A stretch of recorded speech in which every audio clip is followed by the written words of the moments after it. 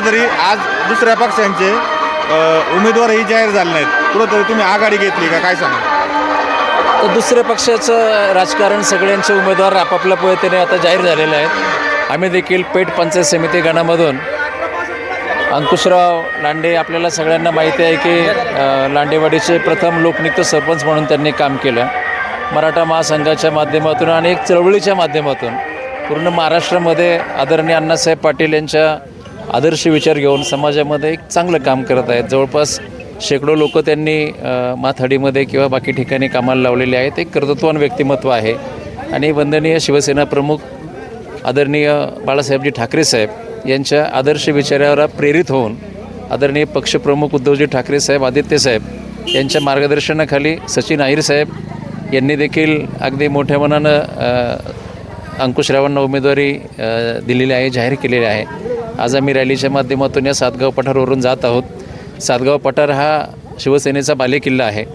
पूर्वी या मतदारसंघामधून मी स्वतः जिल्हा परिषदेला सदस्य म्हणून या भागाचं नेतृत्व केलेलं आहे आणि या भागामध्ये पूर्वी खूप कामं माझ्या माध्यमातून झालेली आहेत.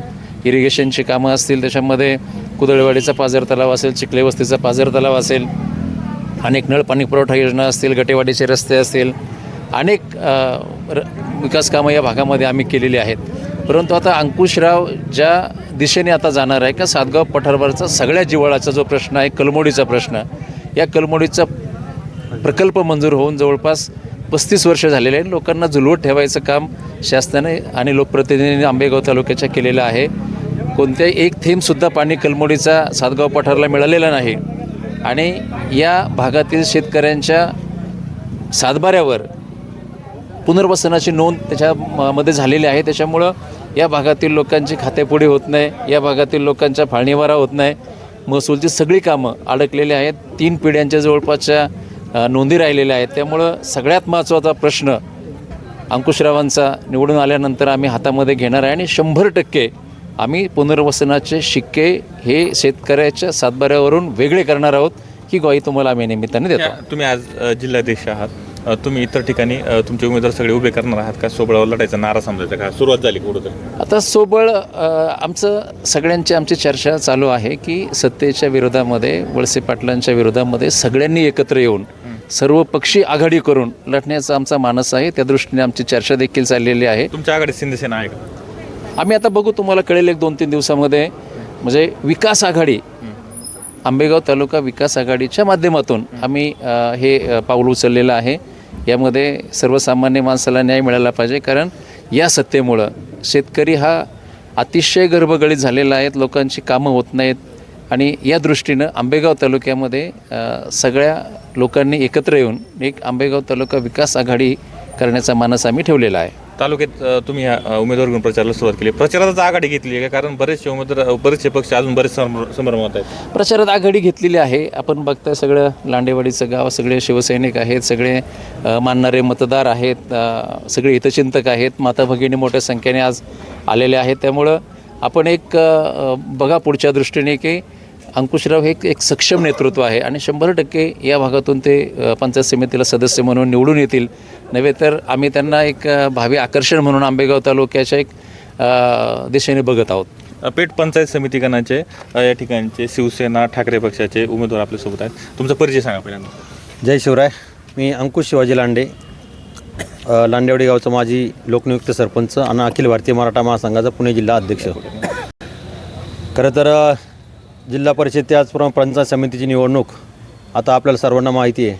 आता तिचं वारं चालू झालेले आहे आणि त्या पार्श्वभूमीवरती आता आम्ही जिल्हा परिषद आणि पंचायत समितीच्या माध्यमातून मी पंचायत समिती सदस्य म्हणून आपल्या पेठ गणाच्या माध्यमातून मी इच्छुक उमेदवार म्हणून होतो आणि गेले अनेक वर्षापासून आपल्या सर्वांना ज्ञात आहे की मी सामाजिक जीवनामध्ये जगत असताना 2009 साली मी मराठा महासंघाच्या माध्यमातून माझी एक सामाजिक कार्याची सुरुवात केली आणि त्यानंतर खऱ्या अर्थाने मग विविध सामुदायिक सोहळे असतील, मग कामगार क्षेत्राच्या माध्यमातून अनेक कामगारांना माथाडी कामगार म्हणून मुंबई, पुणे, चाकण या ठिकाणी त्यांना कामं नोकऱ्या लावल्या. मग तालुक्यांमध्ये नव्हे तर जिल्ह्यामध्ये वेगवेगळे मोठमोठे आंदोलनं केली. मराठा समाजाच्या माध्यमातून तुम्हाला देखील माहिती असेल, मोठमोठे आंदोलनं उभं केली. शेतकऱ्यांसाठी काय प्रश्न असतील त्यांच्या देखील आम्ही उभं राहिलो.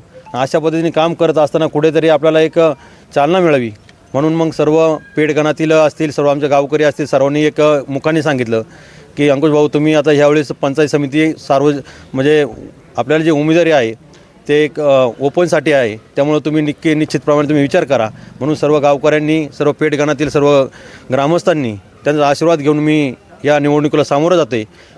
सुरेश भाऊने सांगितलं का तुम्ही या ठिकाणी नवीन काय कामं करणार आहात ते सांगितलं. मात्र मी ज्यावेळेस आता पेठमध्ये आलो त्यावेळेस पाहिलं का प्रचंड गर्दी होती आणि सर्व लांडेवाडीकर ही सर्व पक्षाची एकत्र येऊन तुमच्या मागे उभे राहिल्यात. काय तुमची कशी लोकप्रियता आहे त्या ठिकाणी? खरं तर आता ज्यावेळेस निवडणूक लढवत असताना सर्वच पक्षीय, आता मला तरी वाटतं याच्यातमध्ये सर्वच पक्षांनी मला चांगल्या पद्धतीने पाठिंबा दिलेला आहे. मग ते कुठलाही पण पक्षाचा असं एक व्यक्ती म्हणून, कारण त्यांना माहिती आहे की आत्तापर्यंतचा माझा जे 15 ते 20 वर्षाचा कामाचा आलेख जर पाहिला तर मी आता बोलून दाखवत नाही, परंतु निश्चितपणे भविष्यामध्ये मी करून दाखवणारा माणूस आहे.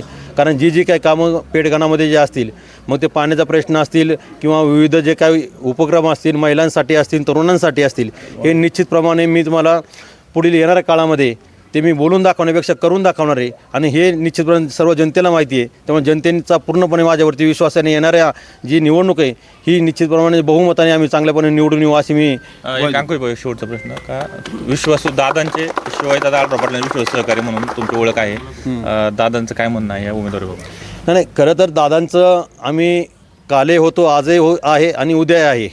दादांचा आशीर्वाद निश्चितप्रमाणे आमच्या पाठीमागे आहे.